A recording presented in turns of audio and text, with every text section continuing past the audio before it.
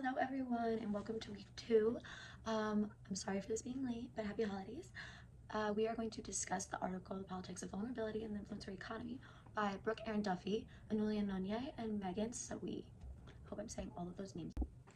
So this article draws on interviews from 23 different influencers from all different backgrounds, platforms, niches, social identities, etc., and examines vulnerability as a core concept in the influencer economy.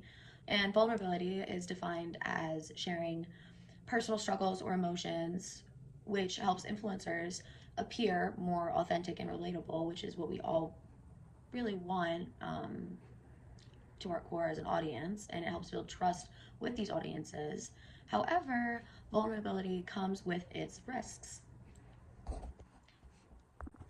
Marginalized creators, particularly women of color or people from the LGBTQ plus community, they face more heightened risks when they go to share their truths online. They're more likely to experience targeted harassment and hate in the form of comments, smear campaigns, Twitter, etc. And just for example, I follow an influencer named Gloria on TikTok, Instagram, and she has built herself quite a platform now.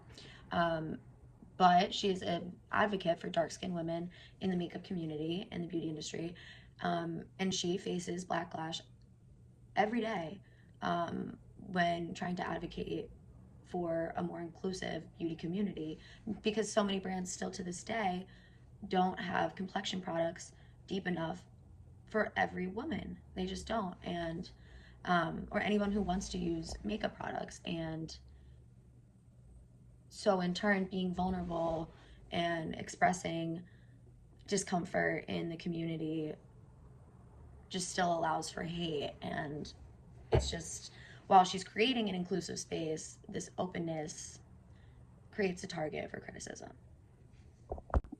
So today we are going to explore how these articles ties into key course concepts like authenticity, platform economies, emotional labor, and intersectionality. And we're going to look into how these practical tools the influencers use helps them navigate these challenges and discuss whether platforms are doing enough to protect our influencers.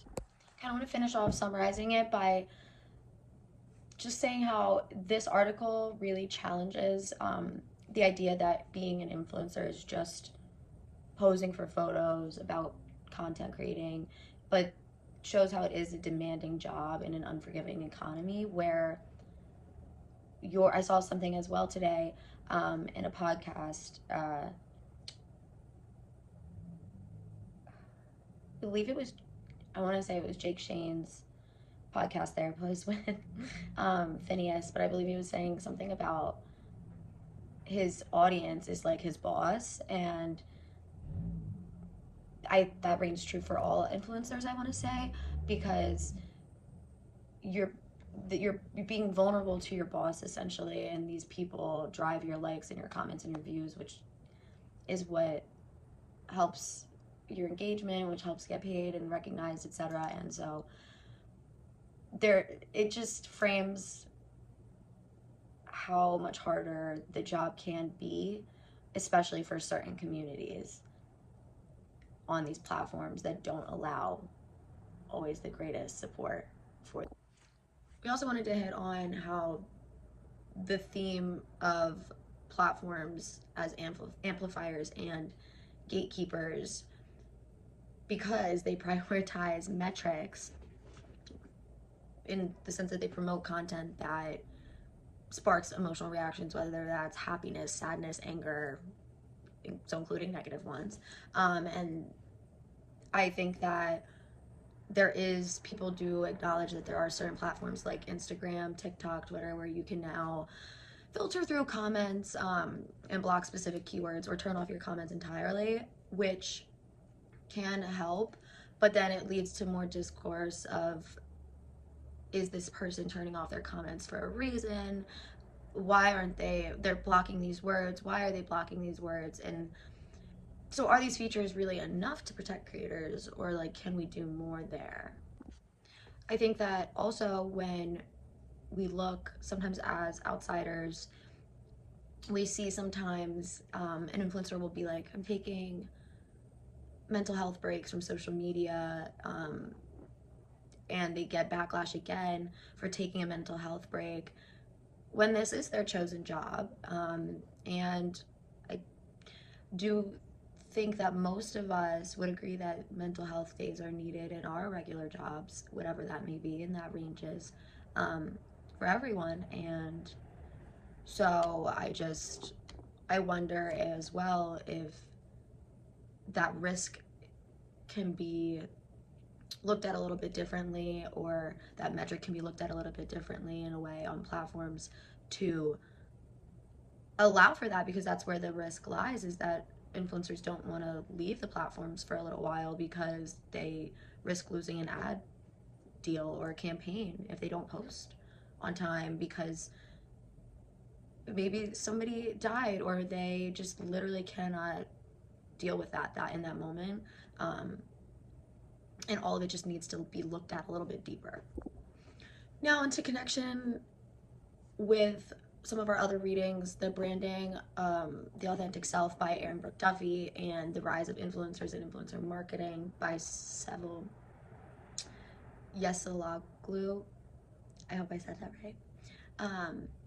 And how both these articles critique how platforms reward vulnerability while failing to really protect the creators from the backlash of being vulnerable. And then we have the Authentic Self article. Specifically, I see that discussion of authenticity the most because I personally am finding that through these readings, I'm even looking at some of the creators I follow, the influencers I follow, and I find myself picking apart every little ad, video they make, just to see, I'm like, how authentic does their content really ring to me? Does it feel it? I love an influencer that they give me an ad video and I would have no idea that it was even an ad. And I find those to be the most authentic. I'm like, that person really uses that tool or that hair product, etc.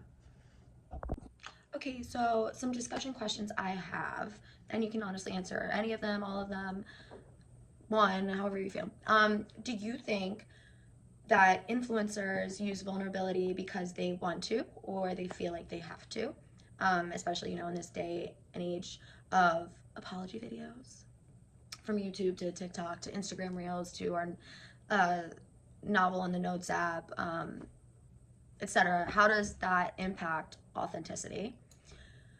Are platform tools like comment filters, limiting comments, enough to protect creators, or can we do more? What could platforms offer? And then, how does vulnerability as a branding strategy challenge the idea of authenticity? Do we feel that anything is actually real, or is it always sort of a performance in a way? To sort of wrap it up, I've always felt this way, but the influencer economy thrives on authenticity and relatability and realness. And the minute that you kind of do step out of that, it can cause chaos, but it also comes with a cost for these marginalized creators. So it just has its pros and its cons of being authentic. I think that some people will take it for what it is, and there are always going to be people that read into something more or don't see it as authentic. Some people just won't. And then that, I think, comes down to the influencer and the creator at the end of the day.